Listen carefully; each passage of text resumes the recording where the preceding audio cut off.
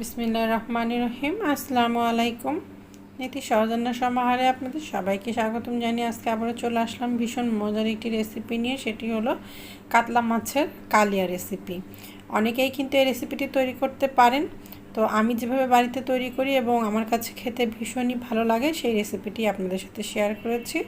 ইনশাল্লাহ ভালো লাগবে। তো চলুন দেখে নিই কীভাবে রেসিপিটি তৈরি করছি। আমি এখানে প্রায় 15-16 পিস মাছ নিয়েছি। আমি একটু বেশি মাছেরই আজকে কালিয়াটা তৈরি করব। আপনারা আপনাদের পরিমাণ মতো মাছটা নিয়ে নিতে পারেন। আর মাছটা আমি বাজার থেকে কিনে নিয়ে আসার পরে ধুয়ে নিয়ে 1.5 টেবিল চামচ লবণ দিয়ে মেখে রেখেছিলাম 1 ঘন্টা মতো। তারপরে খুব ভালো মতো ধুয়ে নিয়েছি। এখন এখানে 1 চা চামচ ঝালের গুঁড়া, 1 চা চামচ হলুদের গুঁড়া আর 1 চা চামচ লবণ দিয়ে মেখে রেখেছি। চুলাতে একটি কড়াই নিয়েছি, তার মধ্যে মাছ ভাজার জন্য পরিমাণ মতো তেল নিয়েছি। তার মধ্যে মাছগুলো দিয়ে দিলাম। এক পাশ একটু লাল করে ভেজে নিয়ে অপর পাশটা আমি উল্টে নিয়েছি। এখন অপর পাশটা ভাজা হয়ে গেছে। এই মাছগুলো তুলে নিচ্ছি আর বাকি সব মাছগুলো ভেজে নিয়ে তারপর আমার রেসিপিতে ফিরে আসছি। তবে মাছগুলো খুব বেশি কড়া করে ভাজবেন না, মিডিয়ামভাবে মাছগুলো ভেজে নেবেন।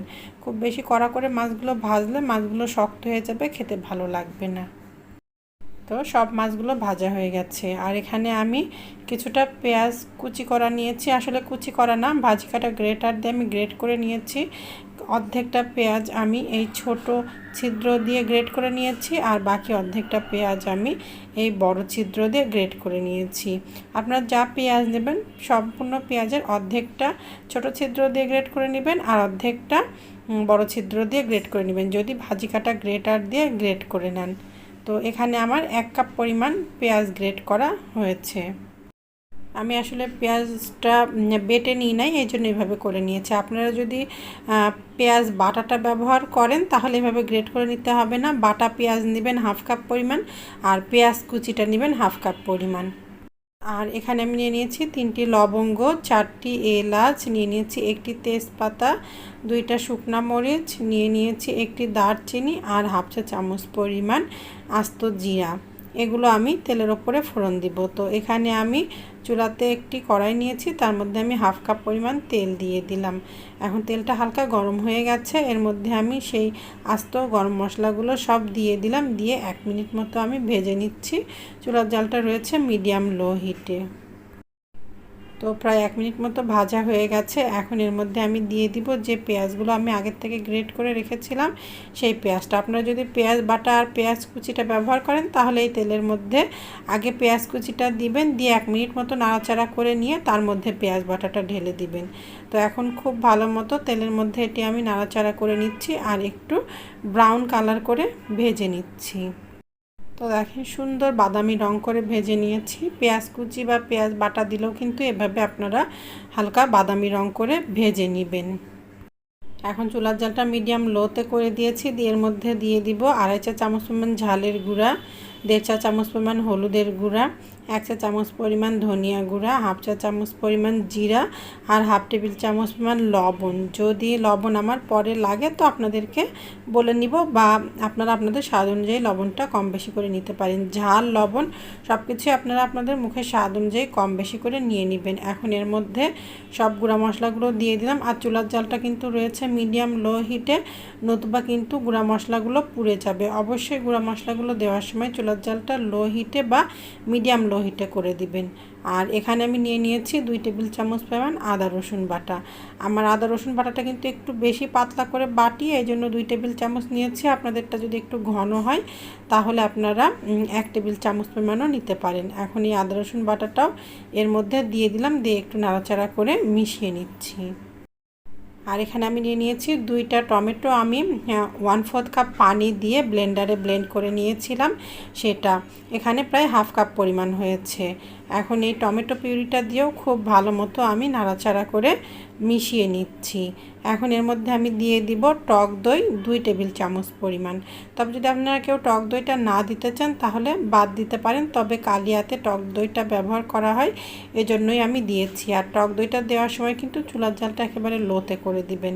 যদি চুলার জালটা জোরে থাকে তাহলে কিন্তু টক দইটা ফেটে যাবে। আর দিয়ে দিচ্ছি 1 টেবিল চামচ পরিমাণ কাজু বাদাম বাটা। অনেকেই কাজু বাদাম বাটাটা দেয় না, আমি দিই, খেতে ভালো লাগে, তবে আপনারা না দিতে চাইলে বাদ দিতে পারেন। আর দিয়ে দিলাম হাফ টেবিল চামচ পরিমাণ কিশমিশ। এখন এর মধ্যে দিয়ে দিচ্ছি আমি হাফ চা চামচ পরিমাণ চিনি। যেহেতু টক দইটা দিয়েছি এই জন্য আমি সামান্য পরিমাণ চিনি ব্যবহার করলাম। আপনারা আপনাদের মুখের স্বাদ অনুযায়ী চিনিটা কম বেশি করে দিতে পারেন। তো প্রায় অনেক সময় ধরেই, প্রায় 7-8 মিনিট ধরে মশলাটা আমি কষিয়ে নিয়েছি। দেখেন মশলার সাইড থেকে কিন্তু তেল তেল উঠতে শুরু করেছে। মশলাটাও কিন্তু খুব ভালো মতো কষানো হয়ে গেছে। একটু ধৈর্য ধরে চুলার জালটা মিডিয়াম লো হিটে দিয়েই মশলাটা কষিয়ে নিতে হবে। এখন এর মধ্যে দিয়ে দিলাম 1 কাপ পরিমাণ পানি। এই পানিটা দিয়েও মশলাটা আরেকবার খুব ভালো মতো কষিয়ে নিব। এতে করে কোনো মশলার কাঁচা গন্ধটা থাকবে না। তো দেখেন কতটা সুন্দরভাবে মশলাটা কষানো হয়ে গেছে। মশলার কালারটাও কিন্তু চেঞ্জ হয়ে গেছে, আর মশলা থেকে খুবই ভালো একটা ঘ্রাণ আসছে, আর সাইড থেকেও কিন্তু তেল তেল উঠতে শুরু করেছে। আমি কিন্তু হাফ কাপ পরিমাণ তেল দিয়েছি, তাও দেখেন মনে হচ্ছে যে তেলটা কম দিয়েছি। আপনারা চাইলে কিন্তু তেলটা আরও একটু বেশি দিতে পারেন। এখন এর মধ্যে আমি 2 কাপ পরিমাণ পানি দিয়ে দিলাম, দিয়ে একটু নাড়াচাড়া করে নিচ্ছি। যেহেতু আমার মাছের পরিমাণটা অনেক বেশি, এই জন্য আমি একটু পানি বেশি দিয়েছি। আপনাদের মাছটা কম থাকলে পানির পরিমাণটা একটু কম দিতে পারেন। এখন এর মধ্যে ভেজে রাখা সব মাছগুলো আমি একে একে দিয়ে দিচ্ছি। তো মাছগুলো সব প্রায় দেওয়া হয়ে গেছে। এখন ঢাকনা দিয়ে ঢেকে কিছু সময় এটি আমি হতে দিচ্ছি। তো বেশ কিছু সময় হয়ে গেছে, দেখেন ঝোলটা কমে গেছে। আমি একটু হালকা ঝোল ঝোল রাখবো। আপনারা যদি একেবারে শুকনো শুকনো রাখতে চান তাহলে ঝোলটা আরও কমিয়ে নেবেন। এখানে 5টি মতো কাঁচামরিচ দিয়ে দিলাম, হাফ চা চামচ পরিমাণ গরম মশলা দিয়ে দিলাম, আর দিয়ে দিচ্ছি হাফ টেবিল চামচ পরিমাণ ঘি। এখন আমি এই সব কিছু দিয়ে আরও 2 মিনিট মতো ঢাকনা দিয়ে ঢেকে হতে দিচ্ছি, তারপরে চুলাটা বন্ধ করে দিব। আর একটি কথা, আমি কাতলা মাছ দিয়ে রেসিপিটি তৈরি করেছি। আপনারা চাইলে কিন্তু রুই মাছ বা যে কোনো বড় মাছ দিয়েও এই কালিয়াটা তৈরি করে নিতে পারেন। তো 2 মিনিট মতো হয়ে গেছে, এখন আমি চুলাটা বন্ধ করে দিচ্ছি, আপনাদেরকে পরিবেশন করে দেখাচ্ছি। তো দেখেন কতটা লোভনীয় হয়েছে দেখতে। একঘেয়েমি মাছ রান্না খেতে যদি ভালো না লাগে, আপনারা কিন্তু বাড়িতে অবশ্যই একবার হলো এইভাবে মাছের রেসিপিটি তৈরি করে খেয়ে দেখতে পারেন। ইনশাল্লাহ নিরাশ হবেন না, ভীষণই মজার হয় এই রেসিপিটি। তো রেসিপিটি ভালো লাগলে লাইক কমেন্ট শেয়ার করতে ভুলবেন না। আজকের মতো এখানেই রাখছি। আসসালামু আলাইকুম, আল্লাহ হাফেজ।